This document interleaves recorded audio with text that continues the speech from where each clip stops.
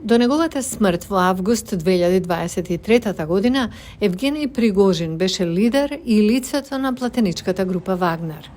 Во 2014 година, групата почна да испраќа илјадници платеници да се борат за интересите на Русија во Украина и на Блискиот Исток. We saw a lot of close cooperation with Видовме многу блиска соработка со Министерството за одбрана и другите руски институции на места како Украина во 2014 година и во Сирија. Групата започна да работи во Африка. До крајот на 2019 година, Вагнер имаше канцеларии во 20 африкански земји. Почнаа да се појавуваат тврдења дека Вагнер е одговорен за воени злосторства и убиства на африкански цивили. once you were getting to these places in sub-Saharan. Но штом стигнавме до овие места во субсахарска Африка, тука навистина немаше многу руско државно присуство, освен структурите на Евгений Пригожин.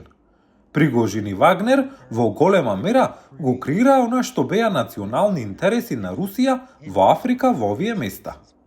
Но во јуни 2023 година односите на Пригожин со Кремљ завршија откако тој водеше краток бунт против руските власти. Само 2 месеци подоцна тој загина во авионска несреќа. Некои аналитичари веруваат дека тој бил убиен. Од тогаш Кремљ ја интегрираше групата Вагнер во руската војска. На протяжении последних 1,5 лет мы видим... Во текот на минатата година и пол, видовме како империјата на Пригожин се распадна во различни структури. Некој отиде во Министерството за одбрана, друг отиде во Националната руска гарда, некој отиде во чеченските специјални сили Ахмат, а некој на сосема друго место. Украинската аналитичарка Марија Кучеренко вели дека промените укажуваат на улогата на военото разузнавање на Русија во Вагнер, познато по кратенката ГРУ. From the very beginning till now, Од самиот почеток досега, всушност ништо не се промени кога станува збор за главната структура, одговорна за постоењето и за активностите на оваа група. Вагнер веќе официјално не се бори во Украина, туку тоа го прават поранешните платеници.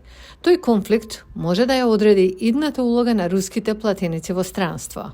У российской власти появится огромный... Руската влада ќе има огромни човечки ресурси на ветерани кои се бореле во оваа војна. И тие веројатно ќе можат да се користат во други далечни конфликти.